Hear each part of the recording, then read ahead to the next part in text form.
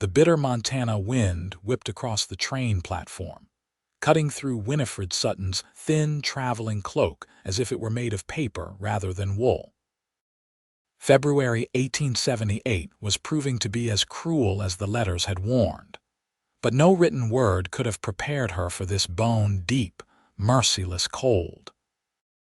She clutched her small carpetbag tighter, her knuckles white with cold and fear as she watched the train that had delivered her to this remote outpost of civilization disappear into the distance, belching black smoke against the gray winter sky.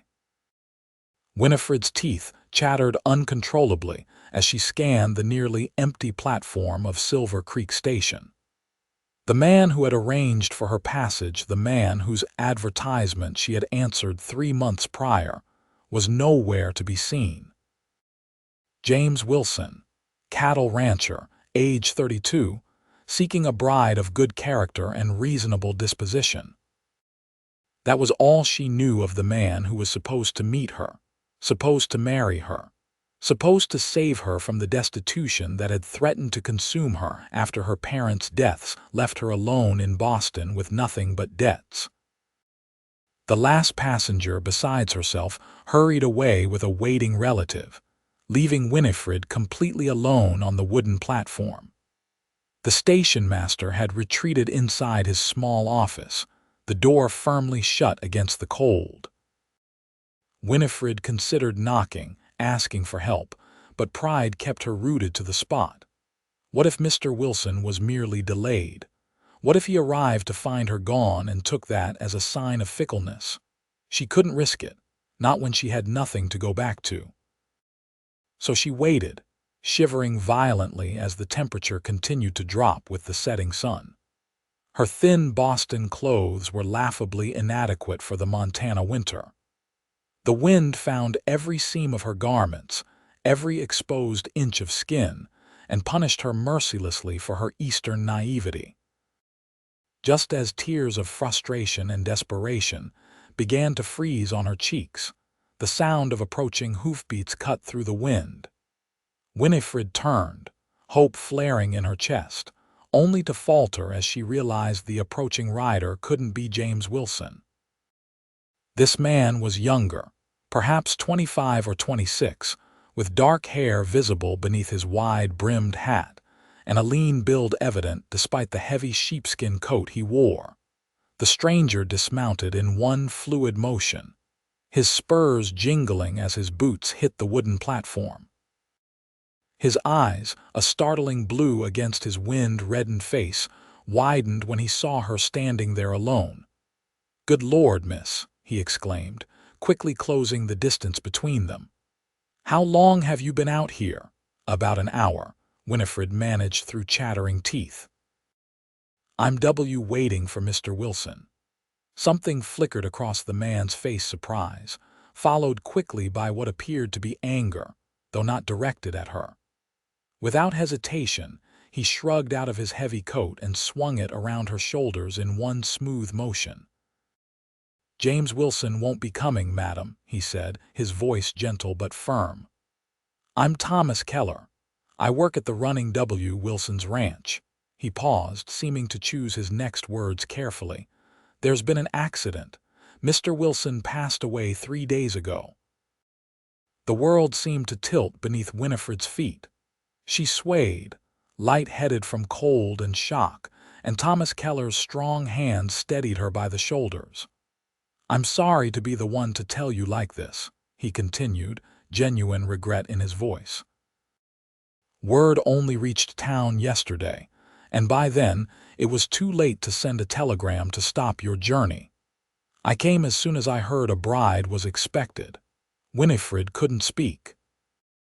The coat around her shoulders was warm from Thomas Keller's body, smelling of leather, horses, and pine, but even its substantial weight couldn't stop her trembling now. It wasn't just the cold making her shake, it was the sudden, terrifying realization that she was stranded in an unknown territory with no prospects, no protection, and nowhere to go. "Miss." Thomas's voice broke through her panicked thoughts. "Miss, I don't mean to rush you, but we need to get you someplace warm before you catch your death. I've arranged a room for you at Mrs. Halloway's boarding house. It's the most respectable place in town for a lady." Winifred struggled to form coherent thoughts. "I have very little money, Mr. Keller. I spent nearly everything on the train passage." A muscle ticked in Thomas's jaw, but his expression remained gentle. "Don't worry about that now. The ranch will cover your expenses while we figure things out." He bent slightly to look directly into her eyes. "You're not alone in this, Miss Sutton. Winifred Sutton. Miss Sutton, you're not alone, I promise you that." Something in his steady gaze and the certainty of his words allowed Winifred to draw a deeper breath. She nodded once, clutching the edges of his coat tighter around herself. "My bag," she said, gesturing to the carpet-bag at her feet. Thomas picked it up, seemingly surprised by its lightness. "Is this all you brought?" "It's all I have," she admitted, too exhausted for pretense. A shadow crossed his face, quickly replaced by determination. "Then we'll get you what you need." He gestured to his horse, a tall chestnut gelding waiting patiently nearby. "Can you ride, Miss Sutton?" When she shook her head, Thomas nodded as if he'd expected as much. "That's fine. You'll ride in front of me. It's not far to town." He secured her bag to the saddle, then turned back to her. "May I?" At her nod, he lifted her easily onto the horse, then mounted behind her in one swift movement. One strong arm wrapped around her waist, holding her securely against him as he took the reins with his free hand. Winifred was too cold and too shocked to feel embarrassed by the intimate position. Instead, she found herself grateful for the additional warmth of his body shielding her from the wind as they rode toward the collection of buildings that made up the town of Silver Creek. "I'm truly sorry about Mr. Wilson," Thomas said, his voice close to her ear as they rode. "He was a good man." "I never met him," Winifred confessed, her voice barely audible over the horse's hoofbeats. "We exchanged only 3 letters." Thomas was quiet for a moment. "May I ask what brings a lady like yourself all the way from Boston?" "From Boston to become a mail-order bride in Montana territory." The question wasn't asked with judgment, merely curiosity, but Winifred found herself hesitating nonetheless. Her story was not one she enjoyed telling. "Necessity, Mr. Keller," she finally said. "My parents died of influenza last fall. The debts they left behind consumed what little we had. It was this or—" She trailed off, unwilling to speak aloud the limited options that remained for genteel young women without family or fortune. Thomas didn't press her to finish the sentence. Instead, he merely tightened his arm around her waist briefly, a gesture of understanding and sympathy that nearly undid her carefully maintained composure. "Well, Miss Sutton," he said after a moment, "Montana may not be what you expected, but it has a way of providing opportunities for those willing to work hard and endure its challenges. Perhaps you'll find something better here than what you left behind." Winifred didn't respond. She couldn't imagine what opportunities might exist for her now that her intended husband was dead. But the alternative, giving in to despair, was unthinkable. So she sat a little straighter in the saddle, borrowing strength from the solid presence behind her, and faced forward as they rode into Silver Creek and toward an uncertain future. Mrs. Halloway's boarding house was a 2-story clapboard structure painted a cheerful yellow, despite the gray surroundings of early winter. Smoke curled invitingly from 2 chimneys, and warm light spilled from the windows onto the freshly swept porch. After the desolation of the train platform, it seemed to Winifred like a beacon of comfort. Thomas helped her dismount, his hands strong and steady at her waist. Her legs nearly buckled when her feet touched the ground, stiff from cold and the unfamiliar posture of riding. He steadied her with a hand under her elbow, then retrieved her bag from the saddle. "Mrs. Halloway is expecting you," he said, guiding her up the steps. "She's a good woman, bit of a talker but kind-hearted. She'll make sure you're comfortable."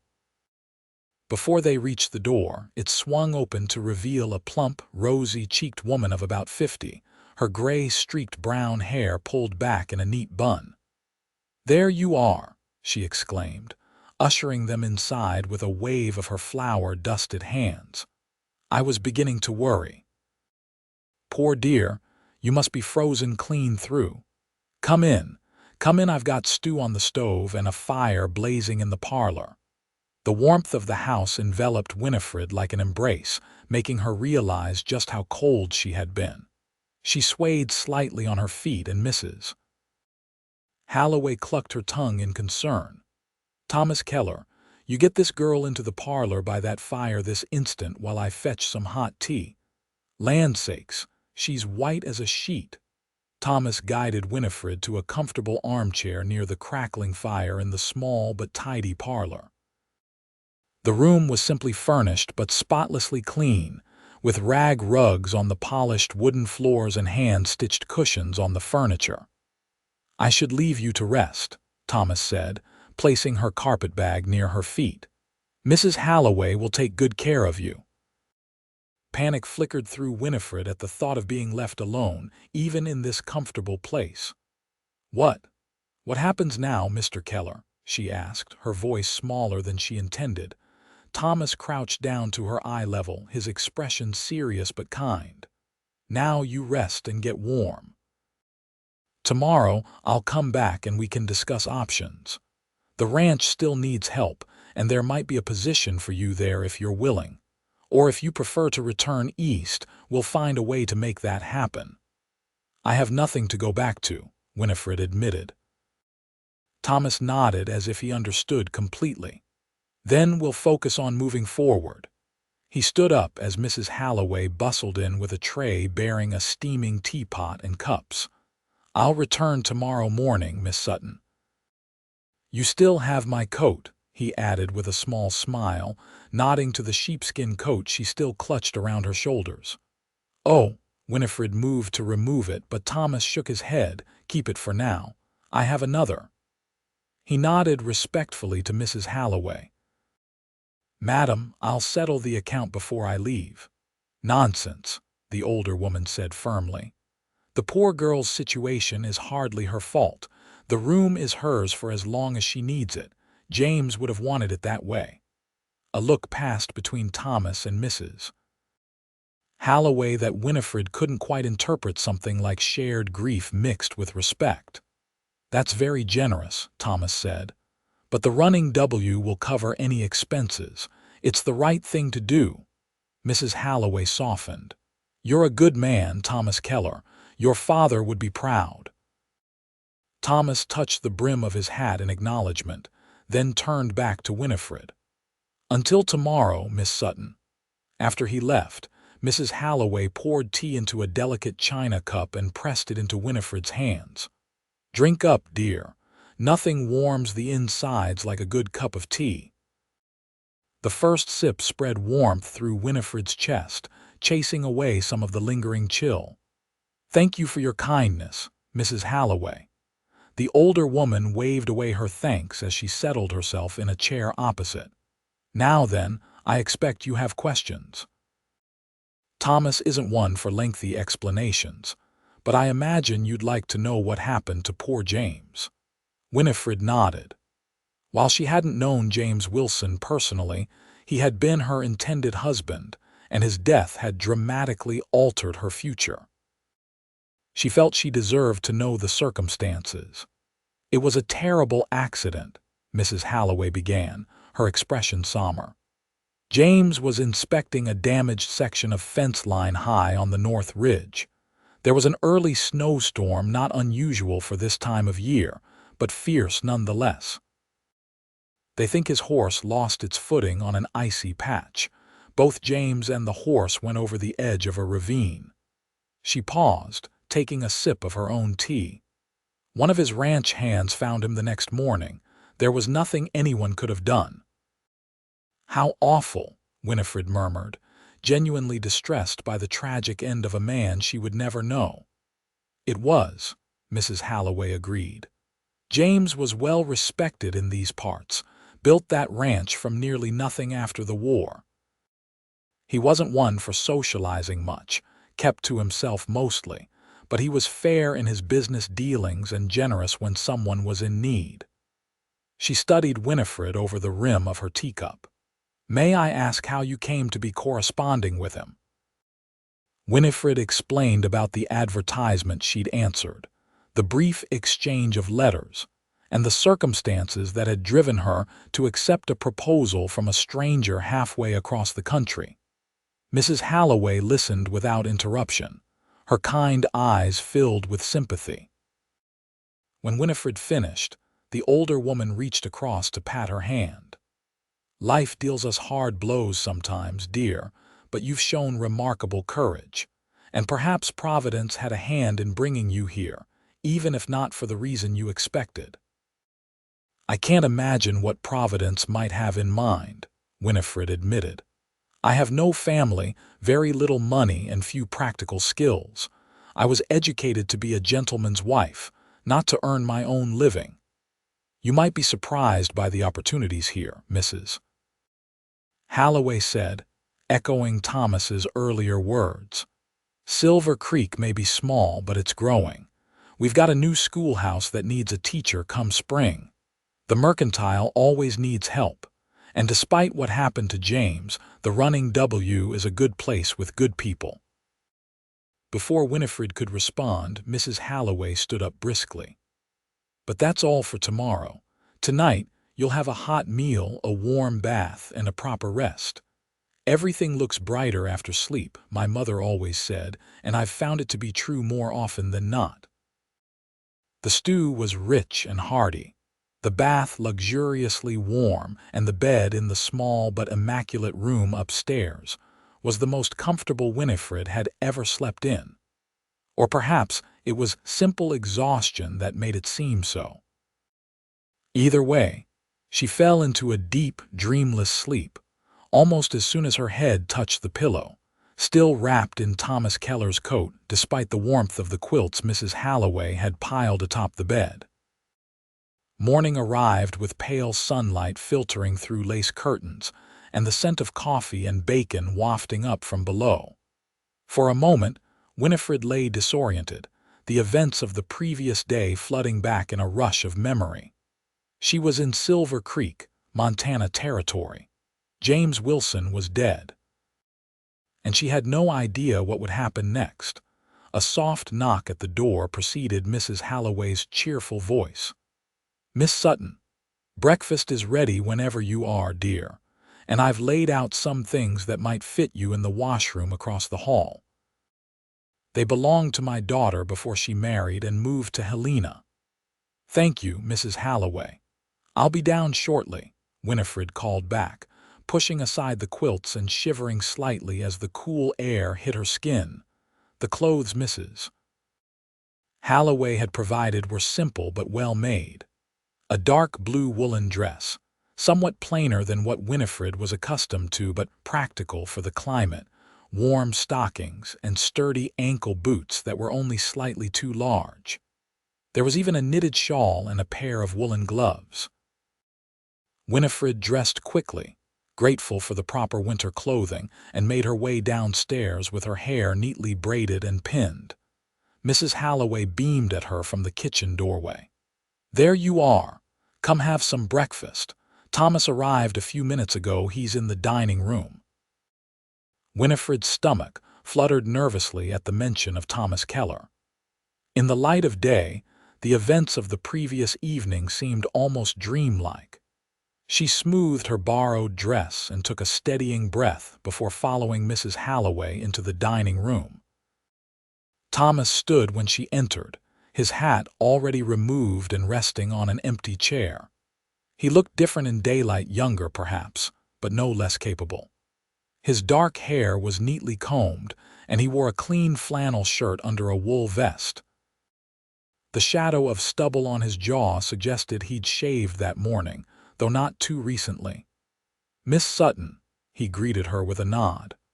"I trust you slept well." "Very well, thank you," she replied, taking the seat Mrs. Halloway indicated at the small dining table. "And thank you again for your assistance yesterday. I've brought your coat." She gestured to the sheepskin coat draped over her arm. Thomas smiled as he sat back down. "Keep it for now. The weather's turning milder today, but you'll need it if you decide to visit the ranch." Mrs. Halloway bustled in with plates of eggs, bacon, and biscuits, along with a pot of coffee. "Eat up, both of you. Nothing good comes of talking business on an empty stomach." The food was delicious, and Winifred realized she was ravenous despite her uncertainty about the future. They ate in comfortable silence for a few minutes before Thomas spoke. "I've been thinking about your situation, Miss Sutton," he began, his tone businesslike but not unkind. "The running W is in need of someone to manage the household. James had a housekeeper, Mrs. Fletcher, but she left last month to care for her ailing sister in Oregon. The position has been vacant since then." Winifred lowered her fork slowly. "You're offering me employment," Thomas nodded. "The job comes with room and board, plus a monthly salary. It would involve overseeing the cooking, cleaning, and general running of the main house. We've got a cook already, old Samuel, but he needs direction. There's mending to be done, supplies to be ordered, that sort of thing." "I see," Winifred said, considering the offer. She had managed her parents' modest household in Boston, but a working ranch would be very different. Still, the alternative was, what? Returning to Boston with even less than she'd left with, taking some other position in Silver Creek if one could be found. Who owns the ranch now that Mr. Wilson has passed? "That's a bit complicated," Thomas admitted, setting down his coffee cup. "James had no children or close relatives that we know of. His lawyer in Helena is looking into it, but for now, I'm running things as ranch foreman. I worked alongside James for 7 years, so I know the operation well. And if an heir is found, then they'll decide whether to keep the ranch or sell it.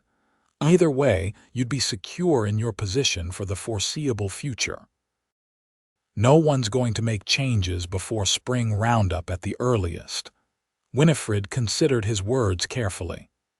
The position offered security, at least temporarily, and would give her time to consider longer-term options.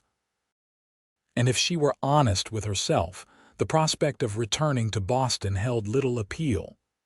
"Would I be the only woman at the ranch?" she asked, practical concerns asserting themselves. Thomas seemed to appreciate her directness. "Currently, yes. There are 8 ranch hands, including myself, all men, but they bunk in a separate building from the main house. Your reputation would be protected if that's your concern. Mrs. Fletcher lived there for 3 years without incident. And what of my status as Mr. Wilson's intended?" Winifred chose her words carefully, aware of Mrs. Halloway's presence in the adjacent kitchen. "Only a handful of people knew James was expecting a bride," Thomas assured her. "The story in town can simply be that you've been hired as the new housekeeper. Your personal history need not be common knowledge." Winifred took a sip of coffee, buying time to think. The position Thomas described was respectable, if humble compared to what she had expected as a rancher's wife. But it offered immediate security and the chance to establish herself in this new place. "When would you need my decision?" she asked. "There's no rush," Thomas said, surprising her. "You're welcome to take a few days to consider. Perhaps you'd like to visit the ranch first, see the place for yourself before deciding." His consideration touched her. It would have been easy for him to pressure her, given her limited options, but instead he was offering her time and information to make her own choice. "I would appreciate that," she said. "Perhaps today, if that's convenient." Thomas smiled, seeming pleased with her decisiveness. "Today would be fine. I need to return to the ranch this morning. If you're finished with breakfast, we could leave within the hour. Mrs. Halloway appeared in the doorway, wiping her hands on her apron. If you're taking Miss Sutton to the ranch, Thomas, you'd best stop by the mercantile first. She'll need proper riding clothes if she's going to be living out there. Can't have her bouncing around in front of you on that horse of yours every time she needs to come to town. Winifred felt heat rise to her cheeks at the older woman's forthright manner, but Thomas merely nodded in agreement. You're right, Mrs. Halloway. We'll stop at Foster's before heading out. He turned to Winifred. Would that be acceptable, Miss Sutton? The ranch is about 5 miles from town, and while we have a wagon, horseback is often more practical.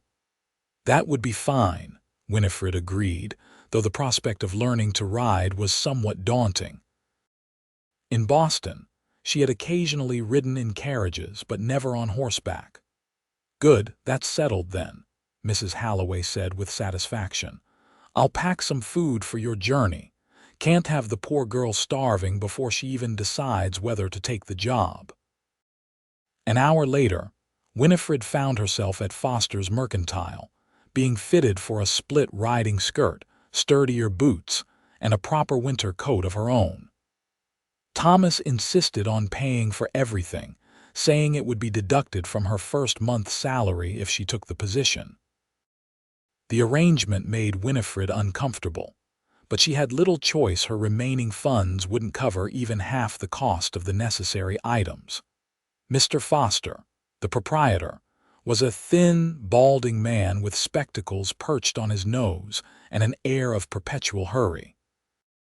Not many ladies in these parts wear riding skirts, he commented as he measured Winifred for alterations.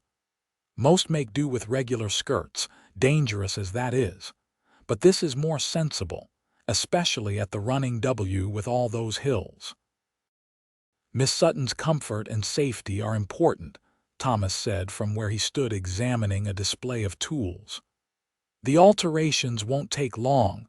My wife can have them done in an hour, Mr. Foster assured him. She's quick with a needle. While they waited for the alterations, Thomas suggested they visit the stable to select a horse for Winifred. If you decide to take the position, you'll need your own mount, he explained as they walked down Silver Creek's Main Street. The ranch has several good saddle horses. You should find one that suits you. The livery stable smelled of hay, leather, and horses not unpleasant, but entirely foreign to Winifred. The stable master, a grizzled older man named Everett Jenkins, listened carefully as Thomas explained the situation. A gentle mount for a beginner, but one with enough spirit to be useful on a working ranch, Thomas concluded. Any suggestions, Ev? The older man scratched his beard thoughtfully. Might have just the one. Mare named Clover. 5 years old, well broke, but not dead-headed. Got her in a trade last month. Thought about keeping her for my granddaughter, but she's set on that pinto of hers. He led them to a stall where a pretty chestnut mare with a white blaze down her face stood watching them curiously. Go on, miss. Let her get your scent. Hesitantly, Winifred approached the stall. The mare stretched her neck forward, nostrils flaring as she sniffed Winifred's outstretched hand. That's it, Everett encouraged. She's sizing you up, seeing if you're worth her time. After a moment's inspection, the horse nudged Winifred's palm gently with her velvet muzzle. Despite her nervousness, Winifred found herself smiling at the contact. She likes you, Thomas observed, approval in his voice. Clover's a good name for her. Might bring you luck. She seems friendly, Winifred ventured, carefully stroking the mare's neck. Everett nodded. Good-natured, but not a pushover. Responds well to a light hand. She'd suit you, I think. We'll take her, Thomas decided. Saddle her up, would you, Ev? We'll be back in an hour to collect her, after Miss Sutton's riding clothes are ready. As they walked back toward the mercantile, Winifred glanced at Thomas. You seem very certain I'll take the position, Mr. Keller. A hint of a smile touched his lips. "Let's just say I'm optimistic, Miss Sutton, and preparing for the possibility." The afternoon sun cast long shadows across the snow-covered landscape as they rode toward the running W. Winifred, now properly attired in her new riding skirt and warm coat, sat astride Clover while Thomas rode beside her on his tall gelding. The mare moved with a smooth, easy gait that helped calm Winifred's initial nervousness about riding. "You're a natural," Thomas observed as they followed the well-worn trail that led away from town. "Most first-time riders are stiffer in the saddle." "I feel far from natural," Winifred admitted, though she was pleased by the compliment. "But Clover is very patient with me. She is that.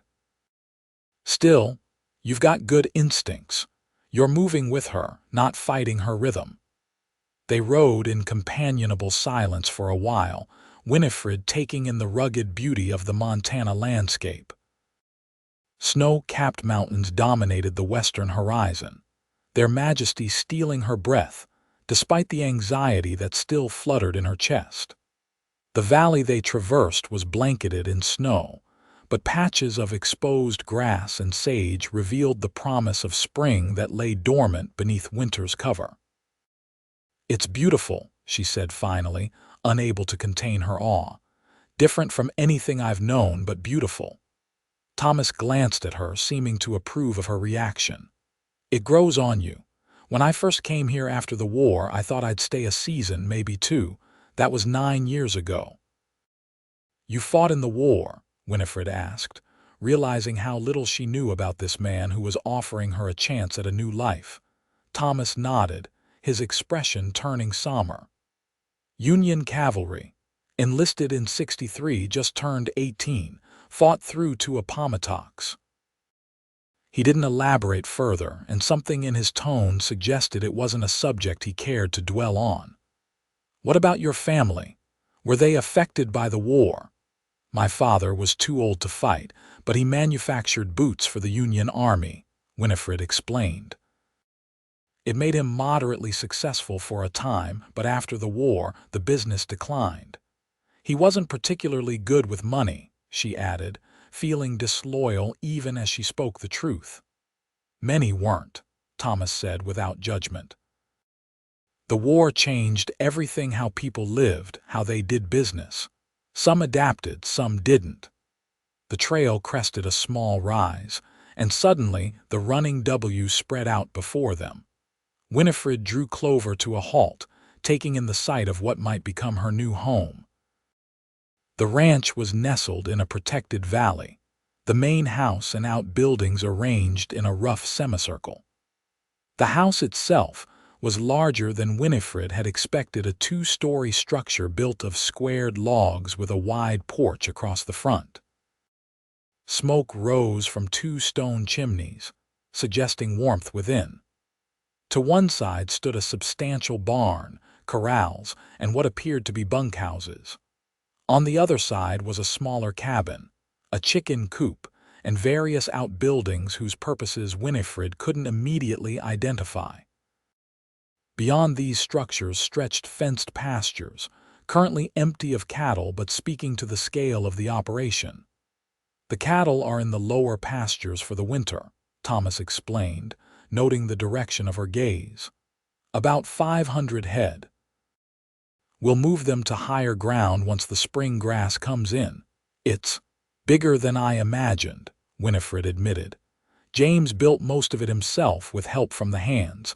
Started with just that small cabin over there." Thomas pointed to the structure she had noticed. "Used to be his home before he built the main house 3 years ago. Now it's where Samuel, our cook, lives."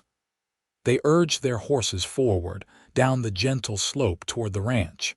As they approached, a dog, some kind of shepherd mix, bounded out to greet them, barking enthusiastically. Thomas whistled, and the dog immediately calmed, falling into step beside his horse. "That's Ranger," Thomas said. "Best cattle dog in the territory, according to James." A tall, lanky young man emerged from the barn as they rode into the yard. "Thomas, didn't expect you back so soon." His curious gaze shifted to Winifred, though he was careful not to stare. "Miss Sutton, this is Daniel Harper, one of our hands," Thomas said as they dismounted. "Daniel, Miss Winifred Sutton. She's considering taking Mrs. Fletcher's position." Daniel touched his hat respectfully. "Madam, that'd be real good news if you did. Samuel's cooking's got worse since Mrs. Fletcher left, if that's possible." Thomas shot the younger man a warning look, but Winifred couldn't help a small smile at the unvarnished honesty. "I make no promises about the quality of meals if I take the position, Mr. Harper. My cooking skills are basic at best." "Anything would be an improvement, madam," Daniel assured her with a grin that suggested he was only a few years her junior, perhaps 20 to her 23 years. "Daniel, take care of the horses, would you?" Thomas requested. "I'm going to show Miss Sutton the house and introduce her to Samuel." "Yes, sir." Daniel took the reins of both horses. "Nice to meet you, Miss Sutton. Hope you decide to stay on." As they walked toward the main house, Winifred felt a curious mixture of trepidation and interest. This was not the life she had envisioned when she agreed to become James Wilson's bride. But there was something appealing about the straightforward purpose of the place, the clear roles everyone seemed to play in its operation. The interior of the house was simply furnished but surprisingly comfortable. The main floor consisted of a large kitchen with an adjoining pantry, a dining room that could easily seat a dozen people, a study lined with bookshelves, and a spacious parlor with a massive stone fireplace. Upstairs were 4 bedrooms, one of which had clearly been James Wilson's, judging by the personal items still in evidence.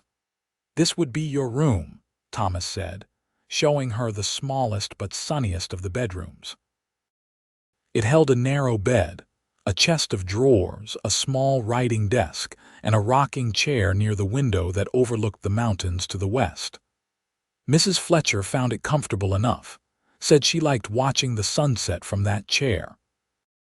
Winifred could easily imagine herself in that very spot, perhaps with mending or a book in her lap, watching the day's last light fade from the mountain peaks. The thought was surprisingly appealing. They found Samuel in the kitchen, a wiry man of indeterminate age with skin weathered by sun and wind until it resembled well-worn leather. Despite Daniel's comments about his cooking, the kitchen was impeccably clean, speaking to the man's sense of order if not his culinary skills. "Samuel, this is Miss Sutton," Thomas introduced them. "She's considering taking over Mrs. Fletcher's duties." Samuel eyed her with open assessment, then nodded once. "About time. Place needs a woman's touch. Men don't notice when things start fraying at the edges." His gruff manner didn't quite disguise what seemed like genuine relief at her presence. Winifred spent the next hour touring the rest of the property with Thomas, meeting the few hands who weren't out checking on the cattle, and getting a clearer picture of what her duties would entail. By the time they returned to the main house for a cup of coffee before heading back to town, she had made her decision. "I'd like to accept the position, Mr. Keller," she said as they sat at the kitchen table, warming their hands on their coffee cups. "If you're still offering it." Thomas looked pleased but not surprised. "I am. When would you like to start? Is tomorrow too soon?" He smiled then, a genuine smile that transformed his serious face and made him look younger, more approachable. "Tomorrow would be fine, Miss Sutton. I'll come to town in the morning with the wagon for you and your things." "I have very few things," she reminded him. "Then we'll make a list of what you need. The ranch accounts can advance you your first month's salary if necessary." The generosity of the offer and the dignity it afforded her touched Winifred deeply. "Thank you, Mr. Keller, not just for the position but for your kindness yesterday and today. I was quite lost when you found me." Something flickered in Thomas's blue eyes, empathy, perhaps, or understanding. Montana has a way of finding people when they're lost, Miss Sutton. It found me after the war when I didn't know where I belonged. Maybe it's found you too." As they rode back to town in the fading light, Winifred found herself thinking that perhaps he was right. Perhaps Montana, or at least the running W, was exactly where she needed to be found. The next morning dawned clear and surprisingly mild for February.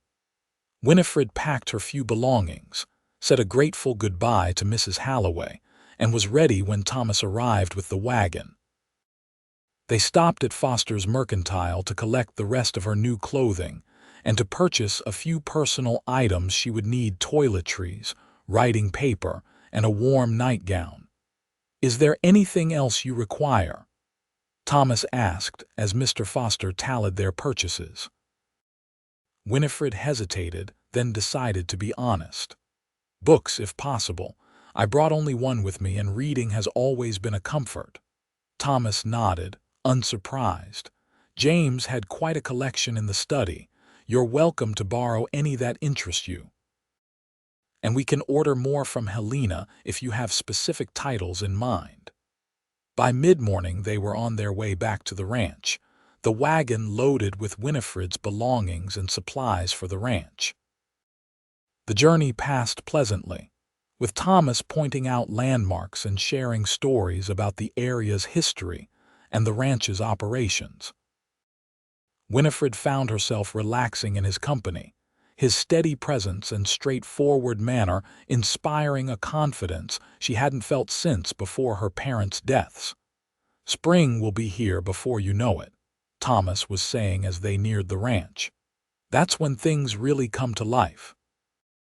The hills turn green almost overnight and wildflowers cover the meadows. It's something to see." "I look forward to it," Winifred replied, realizing she genuinely meant it.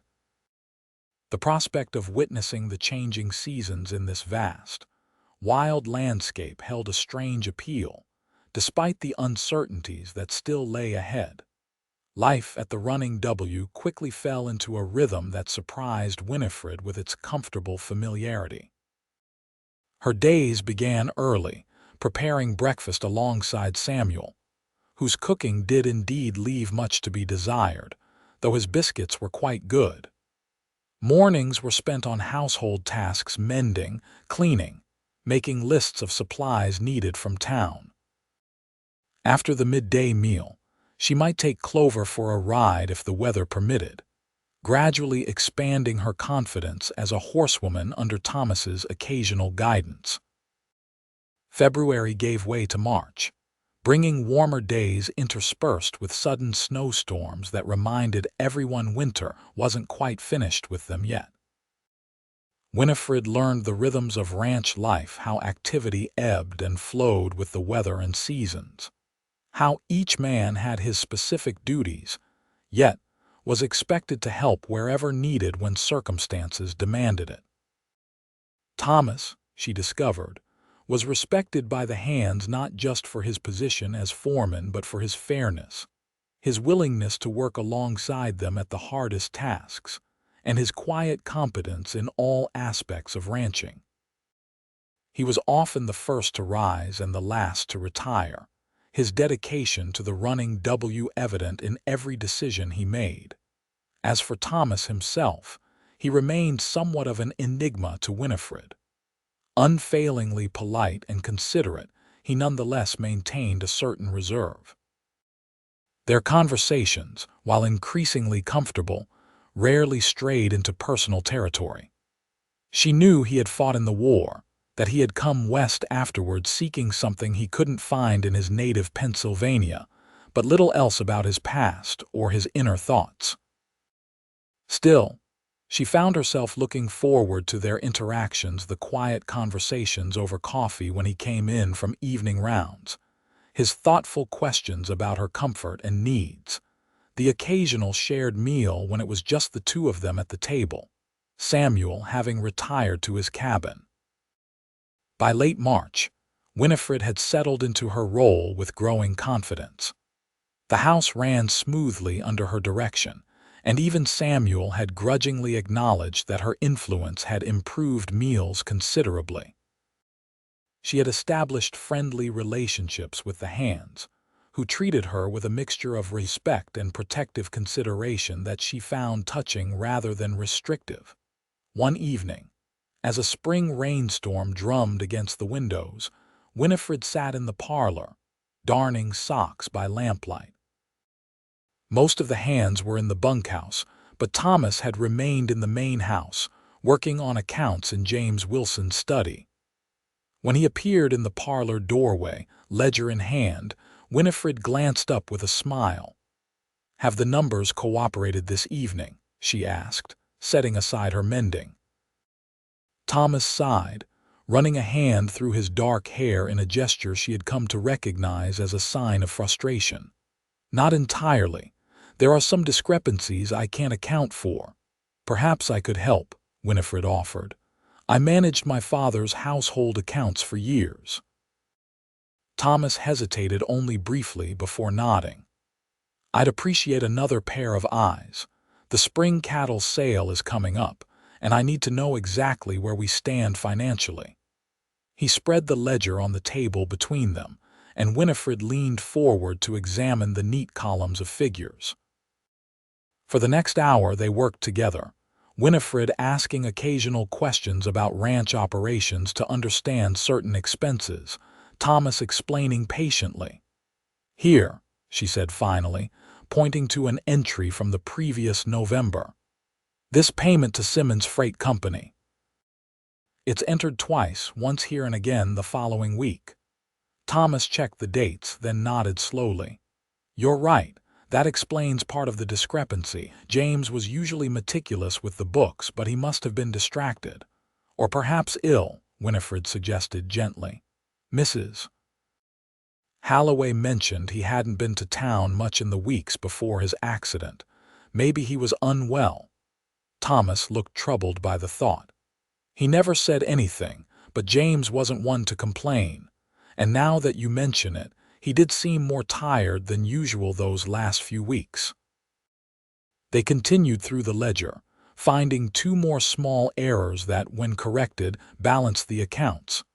By the time they finished, the rain had stopped, and the house had grown quiet except for the occasional crackle from the fireplace.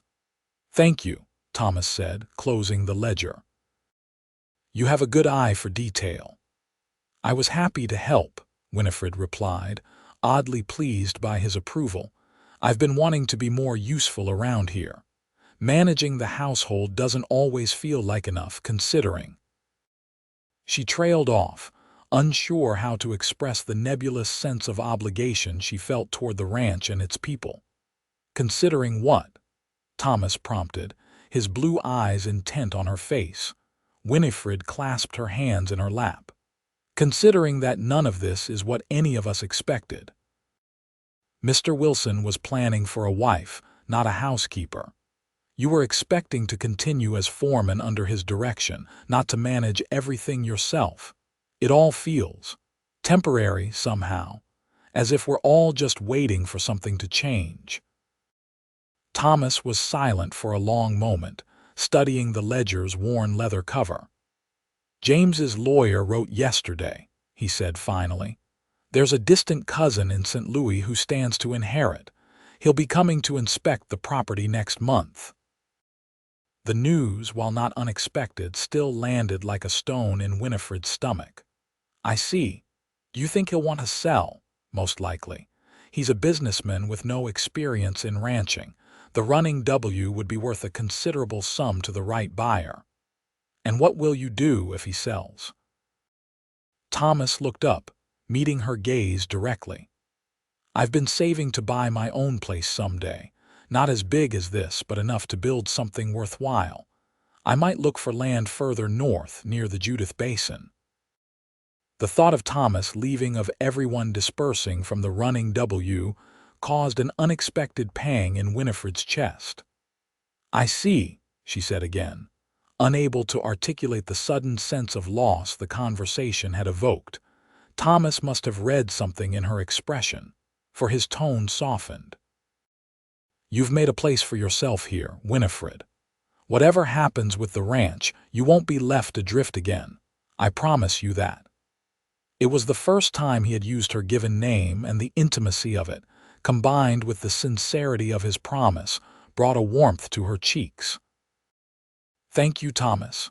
The moment stretched between them, weighted with something unnamed but increasingly difficult to ignore. Finally, Thomas cleared his throat and stood. "It's getting late.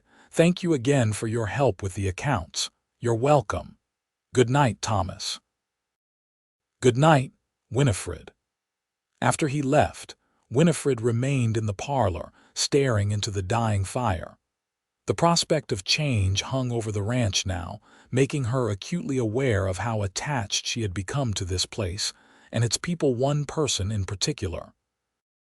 Whatever happened when James Wilson's cousin arrived, Winifred knew with sudden clarity that her feelings for Thomas Keller had grown far beyond simple gratitude or friendly regard. The knowledge left her both exhilarated and terrified. For what future could there be for such feelings, when everything around them was built on shifting sand? April brought a riot of green to the hills surrounding the running W, just as Thomas had predicted.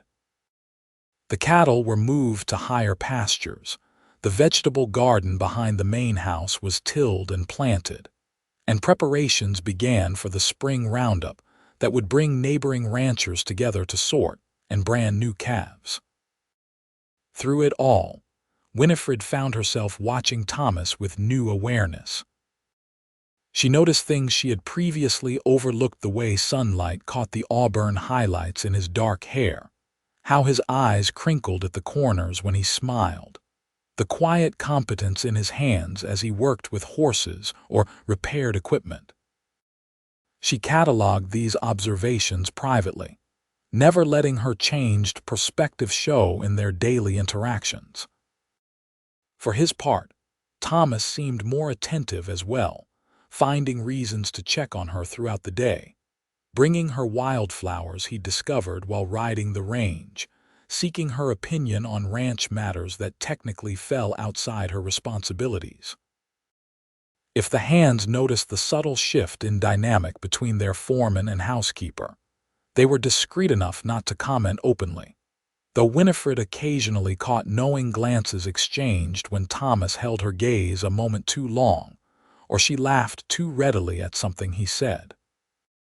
The arrival of Edgar Wilson, James's cousin and heir, was preceded by a flurry of activity as Winifred ensured the main house was impeccable and planned special meals for the duration of his stay. Thomas spent long hours updating the ranch records and preparing a comprehensive report on the running W2K's operations and finances. "You think he'll like it here?" Winifred asked the evening before Edgar's arrival as she and Thomas sat on the porch, watching the sunset paint the western sky in shades of gold and crimson. Thomas's expression was contemplative. "I think he'll see its value. Whether he'll appreciate it the way James did is another matter." The following afternoon, Thomas rode to town to meet the stage from Helena, returning several hours later with their guest. Edgar Wilson proved to be a surprise, not the middle-aged businessman they had expected, but a young man no more than 30, with the same blue eyes as his deceased cousin but a leaner build and city-bred manners. "Miss Sutton," he greeted Winifred with a respectful bow when Thomas introduced them. "My cousin's letters mentioned he had arranged for a bride shortly before his unfortunate accident. I must say, finding you here in the capacity of housekeeper is unexpected." Winifred felt heat rise to her cheeks, aware of Thomas's sudden stillness beside her. "Mr. Wilson was a stranger to me, sir. I never had the opportunity to meet him before his passing. Mr. Keller kindly offered me employment when I found myself stranded." Edgar studied her thoughtfully. "A fortunate arrangement for all concerned, it seems. The place is remarkably well kept." "Miss Sutton has been an invaluable addition to the ranch," Thomas said. his tone neutral but his eyes watchful as they rested on Edgar. "Perhaps you'd like to see the house before dinner." Over the next 3 days, Edgar Wilson toured every aspect of the Running W, asking perceptive questions about operations, finances, and future prospects. He was unfailingly polite but reserved, revealing little about his own thoughts or intentions regarding the property. By the third evening, the tension of uncertainty had everyone on edge, particularly Thomas, who grew increasingly quiet as Edgar's inspection neared its conclusion. After dinner on the third night, Edgar asked Thomas and Winifred to join him in the study. The moment they had been anticipating had clearly arrived, and Winifred found herself standing perhaps closer to Thomas than propriety strictly allowed, drawing strength from his solid presence. Edgar settled behind the desk that had once been his cousin's, his expression serious. "I want to thank you both for your hospitality and openness during my visit. It's given me a much clearer picture of the Running W than I could have gained from reports alone." "You're welcome," Thomas replied evenly. "Have you reached a decision about the ranch's future?" "I have." Edgar leaned back in his chair. "Contrary to what you might expect, I don't intend to sell." The statement hung in the air for a moment before Thomas responded. "May I ask why? You've made it clear you have no experience in ranching." "That's precisely why," Edgar said. "I've spent my life in my father's import business, following a path laid out for me since childhood. James chose a different way. He built something of his own, something real and substantial. His letters over the years, few as they were, always contained a pride I've never felt in my own accomplishments." He paused, glancing out the window at the darkening landscape. "When I learned I'd inherited the Running W, my first thought was indeed to sell it. But being here, seeing what James created, I find I'm reluctant to let it go. I'd like to try my hand at ranching to see if I might find the satisfaction in it that my cousin did."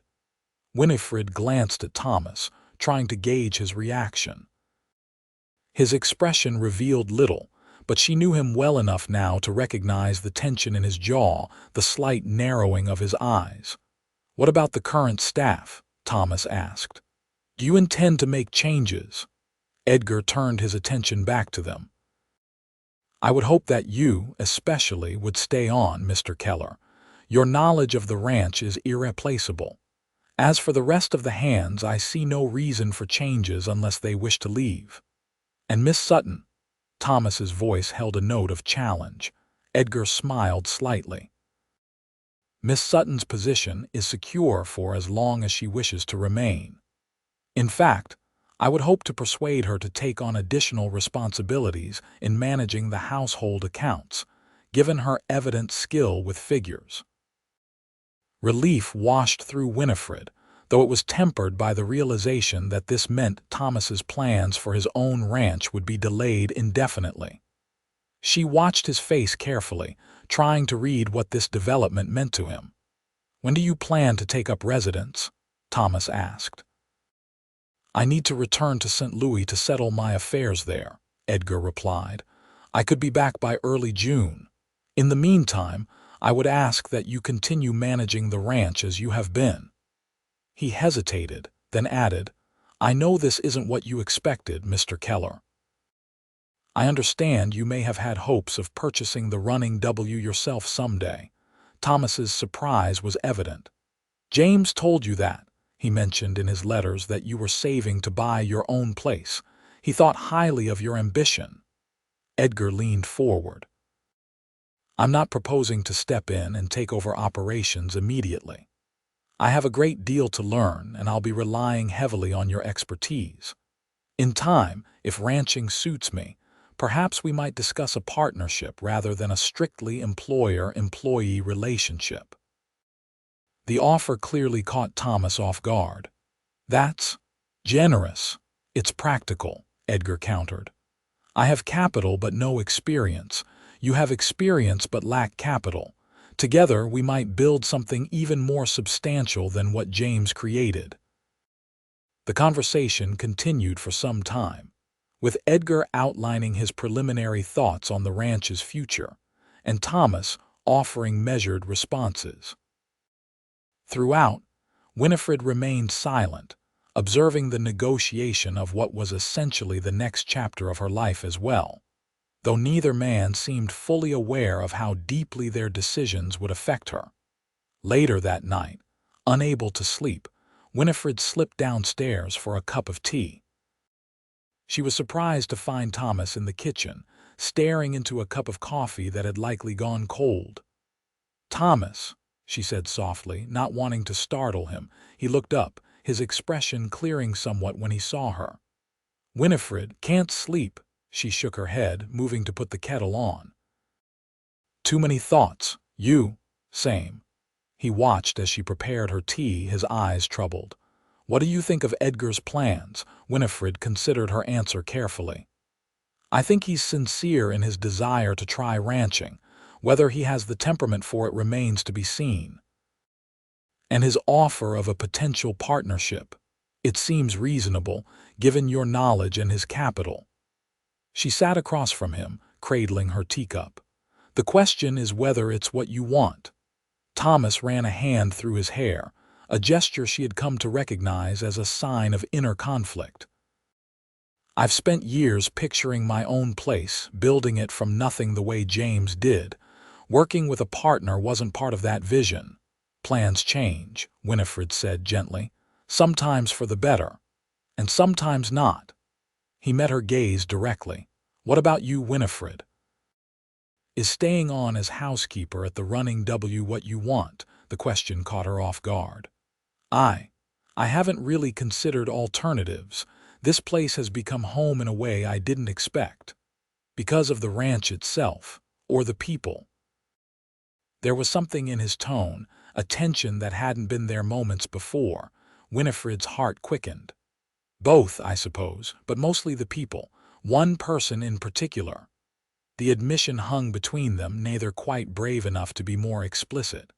Finally, Thomas spoke, his voice low. "If I were to leave to pursue my original plan of buying my own place, would you consider coming with me?" "In what capacity?" Winifred asked, needing clarity despite the impropriety of the conversation. Thomas's gaze never wavered. "As my wife, if you'd have me." The directness of the proposal, for that's what it was, despite the hypothetical framing, took Winifred's breath away. "Thomas, is this?" "I'm not expressing myself well," he said, reaching across the table to take her hand. "What I'm trying to say is that my feelings for you have grown far beyond what's appropriate for a foreman toward his housekeeper. I've tried to keep them in check, given the uncertainty of our situations, but Edgar's arrival forces me to consider my future more concretely. And I find I can't imagine that future without you in it." Tears pricked at Winifred's eyes, unexpected but welcome. "I can't imagine my future without you either," she admitted softly. "These past months, you've become essential to me, Thomas." His fingers tightened around hers. "Then whatever decision I make about Edgar's offer, we make it together." "Together," she agreed, the word a promise. Thomas stood and drew her to her feet, his hands gentle as they framed her face. "I should wait, do this properly with a ring and your favorite flowers." "I don't need those things," Winifred whispered. "Just you." When his lips met hers, it was like coming home, a sensation of rightness so profound it brought fresh tears to her eyes. His arms encircled her waist, drawing her closer as the kiss deepened. Years of loneliness dissolving in the warmth of shared affection finally acknowledged. When they finally parted, Thomas rested his forehead against hers. "We should wait to announce anything until Edgar returns and we've settled the matter of the ranch," he suggested. "But I'd like your permission to speak with Reverend Jenkins when I'm in town tomorrow, to make inquiries about what would be needed for a wedding later this summer." Winifred's heart swelled with happiness. You have my permission, and my heart, Thomas Keller. It's been yours since you found me shivering on that platform and covered me with your coat. I think mine has been yours since that same moment, he confessed. I just didn't recognize it then. They stayed in the kitchen a while longer, making tentative plans, sharing hopes, and occasionally interrupting their conversation with kisses that grew increasingly confident. When they finally parted to return to their respective rooms, it was with the shared understanding that whatever challenges lay ahead, they would face them not as foreman and housekeeper, but as partners in every sense of the word. The following week passed in a blur of activity as Edgar Wilson prepared to return to St. Louis, leaving Thomas with detailed instructions and authority to manage the ranch in his absence. Winifred and Thomas maintained a professional demeanor in public, though private moments were increasingly filled with stolen kisses and whispered plans for their future. On Edgar's last evening at the Running W, after a farewell dinner with all the hands present, he asked Thomas and Winifred to join him for a final conversation in the study. When they were seated, he regarded them with a knowing smile that suggested he'd observed more than they realized. "Before I leave, there's one matter I'd like to address," he began. "I couldn't help noticing a certain change in your interactions over the past week." Winifred felt heat rise to her cheeks, but Thomas met Edgar's gaze steadily. "We had intended to wait until your return to discuss personal matters," he said. Edgar waved a hand dismissively. "No need to be formal. I suspected there might be feelings between you even before I arrived, based on James's last letter." At their surprised expressions, he continued, "My cousin mentioned his new foreman had taken it upon himself to meet his prospective bride when she arrived, despite James's accident making the arrangement moot. He seemed to find that interesting. Mr. Wilson knew about Miss Sutton's arrival?"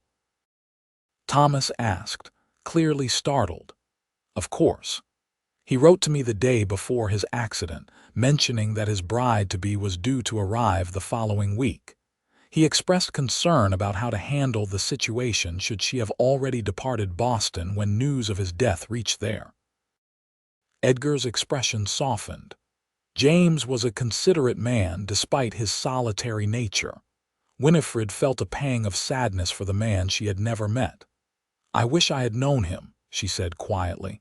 "As do I, better than I did," Edgar agreed, "but that's not why I brought you here.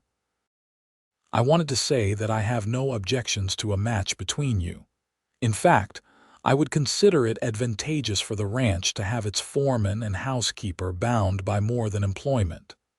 Thomas's posture relaxed slightly. "Thank you. We had hoped you would feel that way." "Furthermore," Edgar continued, "I'd like to make my partnership offer more concrete. When I return in June, I propose we formalize an arrangement whereby you, Thomas, receive a 20% ownership stake in the Running W immediately, with the opportunity to increase that stake over time through reinvestment of profits. The main house would remain your residence, with appropriate private quarters for myself when I'm in attendance." The generosity of the offer was startling. "That's extremely generous," Thomas said carefully. Edgar shrugged. "It's good business. You know this land, these cattle, these men. I need your commitment to make this venture succeed, and I recognize that a man building a future with a wife requires more than a foreman's salary." His gaze shifted to include Winifred. "The same applies to you, Miss Sutton. Your position would be elevated to that of ranch manager's wife, with all the respect and authority that entails, plus whatever specific duties we agree upon regarding household management." Winifred exchanged a glance with Thomas, reading in his eyes the same cautious hope she felt. "We appreciate your thoughtfulness, Mr. Wilson," she said. "Edgar, please. If we're to be partners in this enterprise, formality seems unnecessary." He stood, signaling the end of the conversation. "Think about it while I'm gone. We can finalize details when I return. In the meantime." He smiled again, more warmly this time. "Congratulations on your engagement, however unofficial it may be at present." After Edgar's departure the next morning, life at the Running W settled into a new rhythm. With Thomas's increased authority came new responsibilities, keeping him busier than ever as spring roundup approached. Yet he always found time for Winifred, whether it was sharing coffee at dawn before the day's work began or taking evening rides together when weather permitted. They decided to wait until Edgar's return before making their engagement official, though Thomas had indeed spoken with Reverend Jenkins and had begun setting aside money for a proper ring. Still, it was increasingly difficult to hide their changed relationship from the ranch hands, particularly Daniel, whose observant nature and friendship with Thomas made him more perceptive than most. "So, when's the wedding?" Daniel asked Thomas one afternoon in late April as they repaired a section of corral fence together. His tone was casual, but his eyes held a knowing glint. Thomas nearly dropped the hammer he was holding. "What makes you think there's going to be a wedding?" Daniel snorted. "Besides the way you look at her when you think nobody's watching, or how she always seems to know exactly when you're coming back from the range. Or maybe it's how you suddenly started keeping that old pocket watch polished and checking it regular-like, as if you're counting the minutes till you see her again." Heat crept up Thomas's neck. "That obvious, huh, to anyone with eyes?" Daniel grinned, handing Thomas another nail. "The men have a pool going. Most are betting on a June wedding, but Jackson's holding out for May." "You're all going to lose your money," Thomas muttered, though without real annoyance. "We're waiting until Edgar returns, probably late June or early July." Daniel's eyebrows shot up. "So there is a wedding. Wait till I tell the boys." "Daniel," Thomas warned, but he couldn't suppress a smile. "Keep it quiet, would you? We wanted to wait for the official announcement." "Your secret's safe with me," Daniel promised, then added with a mischievous grin, "for a price." "And what would that be, best man?" The younger man's tone was joking, but there was a hint of genuine hope beneath it. Thomas considered his friend for a moment. Daniel had been one of the first hands he'd hired after becoming foreman, just a skinny kid of 17 looking for honest work. Over the years, he'd proven himself not just a capable cowboy but a loyal friend. "I was planning to ask you anyway," Thomas admitted, "though you might want to reconsider. It'll mean wearing a proper suit and standing still for at least an hour." Daniel's face split into a wide grin. "For you and Miss Sutton, I'd wear a monkey suit and stand still for a whole day." The conversation with Daniel marked a turning point. Though Thomas and Winifred still maintained appropriate behavior in public, they no longer felt the need to hide their feelings from those closest to them. Samuel, when finally told directly, merely grunted that it was about time and immediately began planning an elaborate wedding cake, apparently having hidden talents as a baker that his everyday cooking had never revealed. May brought warmer weather and the spring roundup, a hectic time when neighboring ranches worked together to gather cattle, brand new calves, and prepare for summer grazing. Winifred threw herself into the task of feeding the expanded crew, working alongside Samuel to ensure that the men who came in exhausted after long days in the saddle had plenty of hearty food to sustain them. Thomas often returned to the ranch well after dark, covered in dust and exhausted, but he never failed to seek out Winifred for at least a few moments together before retiring. On one such evening, as they sat on the porch steps watching the stars emerge in the vast Montana sky, he pulled a small box from his pocket. "I know we're waiting for the official announcement," he said, suddenly seeming nervous in a way he rarely did. "But I wanted you to have this now, just between us." Winifred's heart quickened as she took the box and opened it to reveal a simple but elegant ring, a small sapphire flanked by two tiny diamonds set in gold. "Thomas, it's beautiful. It reminded me of the color of the sky when we first met," he explained, taking the ring and sliding it onto her finger. "That clear, deep blue just after sunset. I love it," she whispered, tears of happiness pricking at her eyes. "And I love you, Thomas Keller." "I love you, Winifred Sutton," he replied, drawing her close for a kiss that held all the promise of their future together. Soon to be Winifred Keller. The name sent a thrill through her. "Say it again," she requested softly. "Winifred Keller," he obliged, his voice warm with affection. "Mrs. Thomas Keller." "It sounds right, doesn't it?" she said, leaning her head against his shoulder, "like it was always meant to be." As they sat together under the vast Montana sky, Winifred reflected on the journey that had brought her here, from the desperate young woman shivering on a train platform to the confident woman who had found not just security but love in this wild, beautiful place. What had begun as a practical arrangement, a mail-order marriage to a stranger, had evolved into something far more meaningful, a partnership based on genuine affection, mutual respect, and shared dreams. When Edgar Wilson returned in early June, he brought with him not only the partnership papers as promised, but also a wedding gift, the deed to a small parcel of land adjoining the running W, with a clear mountain stream running through it and a perfect site for a house. "I thought you might want a home of your own someday," he explained when Thomas and Winifred expressed their astonishment at his generosity. "It will still be part of the ranch operations, but it would be yours outright, a place to raise a family if you choose." The wedding took place on the last Saturday in June, a perfect summer day with wildflowers carpeting the hills and a gentle breeze carrying the scent of sage and pine. The ceremony was held on the ranch, under a canopy of sky blue that matched Winifred's ring. Reverend Jenkins officiated. Daniel stood proudly as best man, in a new suit that clearly made him uncomfortable but which he wore without complaint. And Mrs. Halloway served as Winifred's matron of honor, having become a dear friend in the months since Winifred's arrival in Silver Creek. Nearly everyone from town attended, along with neighboring ranchers and their families.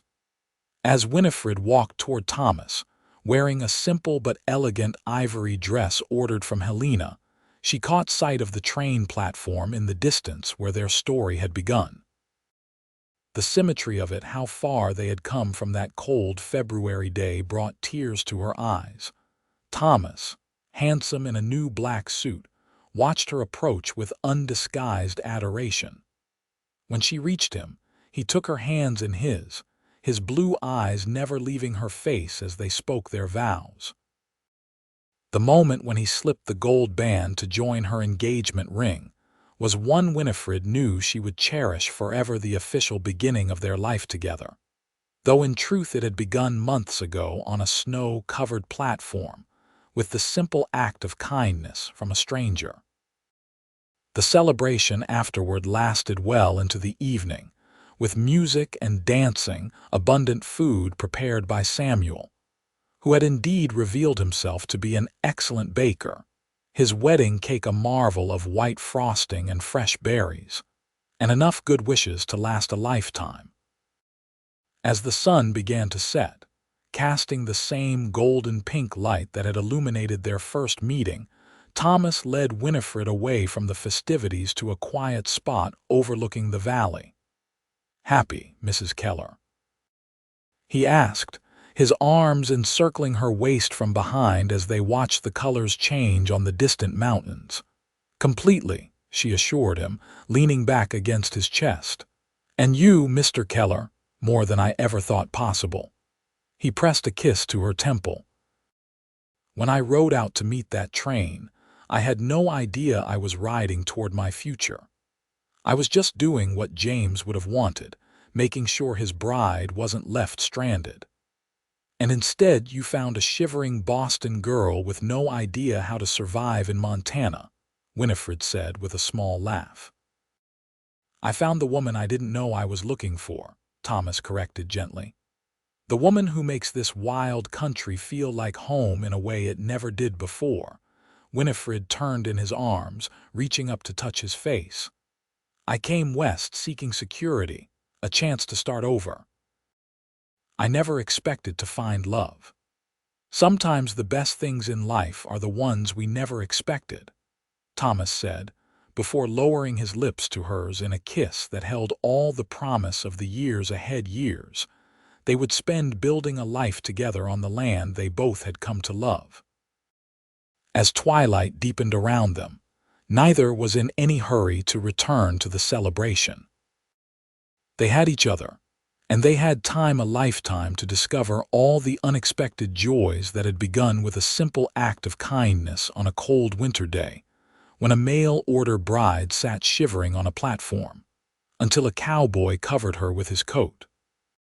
5 years later, Winifred Keller stood on the porch of the house that Thomas had built for them on the land Edgar had given as a wedding gift. The structure was modest but solid, with large windows that captured the magnificent views of the mountains and valley below. Behind her, she could hear the laughter of their 3-year-old daughter, Margaret, as she helped her father with evening chores. The running W had prospered under the unusual partnership between Thomas and Edgar. The Eastern businessman had indeed developed a genuine appreciation for ranching, though he split his time between Montana and his business interests in St. Louis. When in residence, he stayed in the main house, but more often than not, Thomas and Winifred managed the ranch operations with increasing autonomy and success. Winifred's role had evolved far beyond that of housekeeper. With Edgar's encouragement, she had taken over the ranch accounts entirely, and had developed a system for breeding records that several neighboring ranchers had adopted. Her garden had expanded to provide vegetables not just for the ranch but for sale in town, and her preserved goods won ribbons at the county fair each fall. Thomas appeared from the barn, Margaret riding high on his shoulders, her dark curls so like her father's bouncing with each step. At 4 months, along with their second child, Winifred couldn't help but place a protective hand over her still flat stomach as she watched her husband and daughter approach. "Mama, we fed the chickens," Margaret announced proudly as Thomas swung her down from his shoulders and set her gently on the porch steps. "Did you now? And did you remember to close the coop door?" Winifred asked, smiling at her daughter's enthusiasm for every aspect of ranch life. "Papa did it," Margaret assured her seriously. "I watched to make sure." Thomas winked at Winifred over their daughter's head. "She's a strict overseer just like her mother." Margaret skipped inside to wash up for dinner, leaving Thomas and Winifred alone on the porch as the sun set behind the mountains, painting the sky in shades of gold and purple. Thomas wrapped an arm around his wife's waist, his hand coming to rest protectively over hers on her stomach. "How are you feeling?" he asked, his voice soft with concern. "Wonderful," Winifred assured him. "This pregnancy is easier than the first, so far at least." They stood in comfortable silence for a moment, watching as the first stars appeared in the deepening blue of the eastern sky. So much had changed since that February day on the train platform, yet the most important things had remained constant. Their love for each other, their commitment to building a life together, their growing family. "I had a letter from Edgar today," Thomas said after a while. "He's planning to return by the end of the month, and he's bringing his new wife. Apparently, she's eager to see Montana." Winifred smiled at the news. Edgar's courtship of Abigail Tanner, the daughter of a St. Louis business associate, had been a topic of much interest over the past year. "I'm looking forward to meeting her." From his letters, She sounds like exactly what he needs, someone practical enough to understand his business interests, but adventurous enough to appreciate the ranch. He's a changed man from the city businessman who arrived here 5 years ago, Thomas observed. Just as you're a changed woman from the Boston lady who arrived shivering on that platform. For the better, I hope, Winifred teased. Thomas turned her in his arms, his blue eyes warm with love as they met hers. You were always exactly who you needed to be, he said seriously. But watching you grow into this life, seeing you embrace it with such courage and determination, it's been the privilege of my life, Winifred. She reached up to touch his face, tracing the laugh lines that had deepened over their years together. And watching you become a partner in the ranch you love, a father to our children, that's been mine.